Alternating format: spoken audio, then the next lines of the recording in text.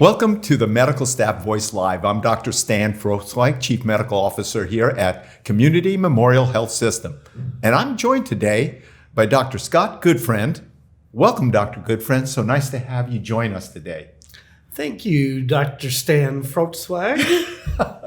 I was very excited when you agreed to participate in this interview and the opportunity to educate our medical staff and really bring them up to speed on what you do and the remarkably valuable service you provide to both the medical staff, patient care by verifying accurate documentation, and the community at large and our economic benefit. Now, everybody knows you at Community Memorial Hospital. So let's just get a little bit of your background. Where are you from? And perhaps where you did your residency, what brought you to Ventura, and currently, what are you doing? Wow.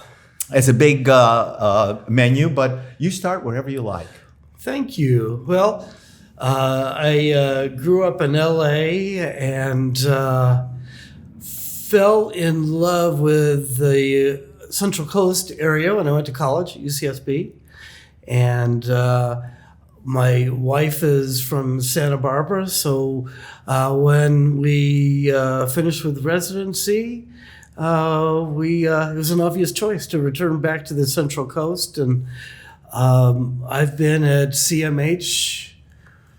Wow, I was a hospitalist at CMH for 25 years. Wow. And in the last few years, I kind of delved into the compliance and UR and CDI area, which was growing increasingly important in the regulatory age. And about 2 years ago or so, I became a full-time physician advisor.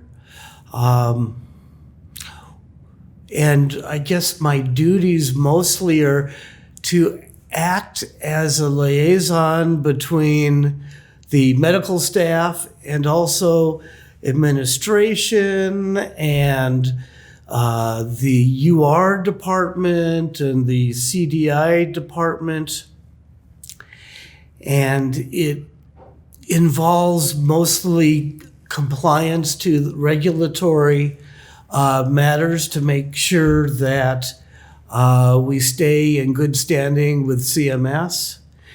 And we also spend a great deal of time working with UR and making sure that our patients have the medical necessity that's defined by CMS and the insurance companies. I know that if we do not adhere to some of those compliance requirements, we can actually be denied complete payment for caring for those patients retroactively. Sometimes you've taught me that can happen years. Is that accurate? Right. So the government and the insurance companies are always trying to find ways to limit their payments to us. And one of the things that they've come up with is the identification if a patient qualifies for inpatient status versus an outpatient or observation status. And what the CMS uses to identify these patients is called the 2 midnight rule. And the definition of an inpatient to the Medicare people is that a patient must be so ill that their care couldn't safely be given any place else other than the hospital. And the expectation is that they will need more than 2 midnights. So when they're here at the hospital and a claim is denied by CMS, Medicare, why I know that sometimes you actually get in front of an administrative law judge to plead our case and really rely substantially on the medical staff's ability to have documented the rationale in a logical, sensible way based on good medical care to verify that those services were truly required. Is that fairly accurate? Yeah, the process works. At first, you'll get denial letters, and then we have to write appeal letters. And in the appeal letter, we mention what our impression is on what the patient was experiencing and how ill they were and what type of protocols we would go through and how that affected their stay as far as expending resources and things. And usually that goes back and forth a few times till it gets to the level that we can't agree. And then it gets processed to the administrative law judge. And during those meetings, we get sworn in. It's done virtually. The Medicare will have physicians and nurses on their side, and we argue the case back and forth in front of the administrative law judge. And you are the one who is the principal clinician, physician to speak on our behalf. Is that accurate? Yes, that's how it works. But of course, the key to our success is the documentation that's in the chart, because we want to be factual. We don't want to exaggerate.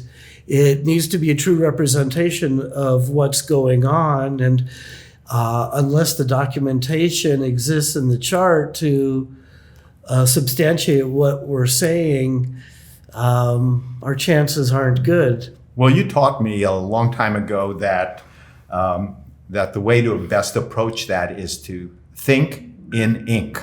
And that really stuck with me. And although we're not per se using ink anymore, the concept remains. Is that accurate? Right.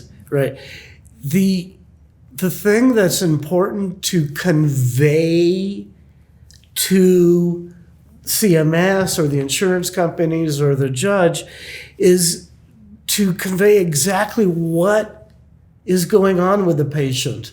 So if a patient has pneumonia and they're 25 years old, not very sick, that's one thing. But if they're 70 years old and they have multiple comorbidities and there's a risk for respiratory failure and a concern that they could go into shock, these are the kind of things that should be placed into the documentation so everybody understands what our level of concern is and how we expend the resources. And that's also very important for the understanding of the severity of illness of the patient.